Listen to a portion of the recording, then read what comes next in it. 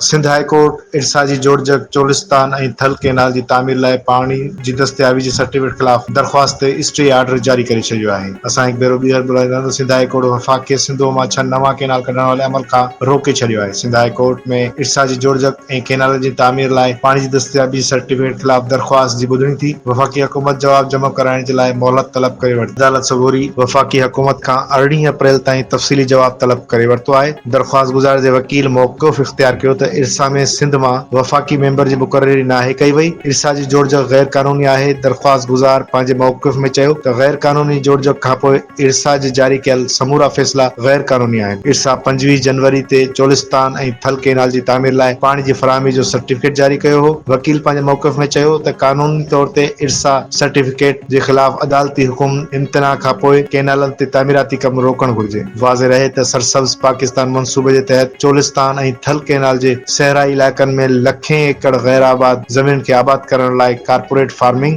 जे ज़रिए वफ़ाक़ी हुकूमत बरामदात में इज़ाफ़ो करण जी ख़्वाहिशमंद आहे, पर सिंध हुकूमत खे चोलिस्तान केनाल जी तामीर ते एतिराज़ आहे। सरसब्ज़ पाकिस्तान क़दमनि जे तहत मुख़्तलिफ़ केनालनि जी तामीर जो मंसूबो ठाहियो वियो। सिंध केनाल जी तामीर खे पाणी जी दस्तियाबी खे वधाइण सां मशरूत कयो वियो आहे। सिंध ख़दशो ज़ाहिर कयो त केनालनि जी तामीर सां सूबे जे पाणी में हिसो घटि मिलंदो, जंहिं खां पोइ अदालत हुक्म इम्तिना जारी कंदे वफ़ाक़ खे केनालनि खां रोके छॾियो आहे। सर्टिफिकेट होता है एकनेक की मंजूरी के लिए और वो एकनेक की मंजूरी में स्कीम के लिए जाता है। एकनेक ने अभी तक कैनाल्स की मंजूरी नहीं दी। काउंसिल ऑफ कॉमन इंटरेस्ट में सिंध गवर्नमेंट के जो ऑब्जेक्शंस हैं वो पेंडिंग है, वो डिसाइड नहीं हुए।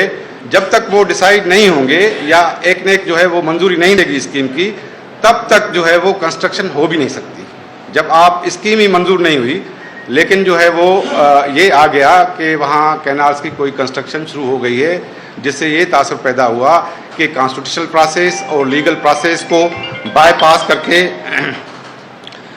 सिंध पर जो है वो कैनाल्स मुसल्लत किए जा रहे हैं। जो लीगल रजीम है पानी की, उसको वायोलेट किया जा रहा है।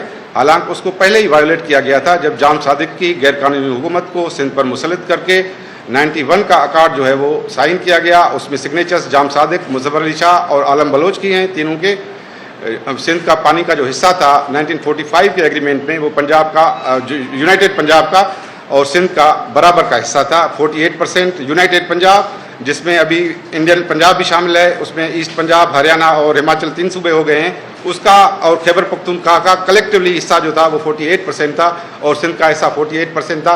सिंध बाकी 4% से पानी जो है वो बलूचिस्तान को देता था। ये अरेंजमेंट था। और डिस्प्यूट रिजोल्यूशन जो मैकेनिज्म थी वो सिंध के इत्फाक के बगैर, वो वोटिंग पर मुनसर नहीं थी। सिंध के इत्फाक के बगैर, पंजाब के इत्फाक के बगैर कोई स्कीम जो है वो ऊपर वाले अप स्ट्रीम पर नहीं हो सकती थी। लेकिन 91 के अकार्ड में वो पंजाब को जो है वो हिस्सा वही 48% रखा गया। हालांकि 40% पंजाब का हिस्सा वो इंडिया में चला गया। 3 जो है वो रिवर्स भी उधर चली गई 1960 के इंडस वाटर ट्रीटी के तहत। लेकिन पंजाब का 91 में जो हिस्सा था वो 48 रखा गया। हालांकि उस एग्रीमेंट के मुताबिक सिंध का हिस्सा 66% बनता है, वो 42 में तब्दील किया गया। और जो वाटर डिसीजन मेकिंग की गई वो सिंध के खिलाफ की गई, क्योंकि सिंध का जो तकरीबन आधा हिस्सा है उसको 1 वोट दिया गया। बलूचिस्तान का 3.8%, उसको भी 1 वाटर का शेयर है, उसको भी 1 वोट दिया गया। खैबर पख्तूनख्वा का जो हिस्सा है वो 5.8% है, उसको भी 1 वोट का राइट दिया गया। फेडरल गवर्नमेंट का शेयर ही नहीं है वाटर में, जो पहले जो है 1945 के एग्रीमेंट में रेफरी का किरदार अदा करती थी। न्यूट्रल जो है आर्बिट्रेटर था फेडरल गवर्नमेंट, वो फैसिलिटेट करती थी सूबों को, उसको भी वोट का हक दिया गया। इस तरह से 1 वोट और दूसरे सूबों और फेडरल गवर्नमेंट के 4 वोट थे। ये लीगल रजीम पर मुसल्लत की गई। उस पर उस वक्त भी जो है वो सिंध असेंबली के अपोजिशन में शहीद बेनज़ीर भुट्टो ने, पाकिस्तान पीपल्स पार्टी ने मुखालफत की कि सिंध पर गैर कानूनी हुकूमत मुसल्लत करके ये फैसले किए जा रहे हैं जो आगे चलकर सूबों में निफाक का जो है वो जरिया बनेंगे। और वही हुआ। उसके बाद कालाबाग डैम बनाने की कोशिश की गई, जिसको सिंध के अवाम ने नाकाम बनाया।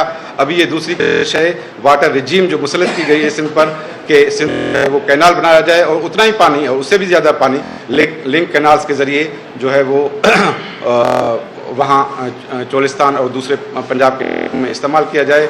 और इरसा की जो खुद रिपोर्ट्स हैं उसमें ये है कि गुज़िश्ता 30 साल के दौरान सिर्फ 2 मरतबा इरसा पानी पूरा किया है सूबों का।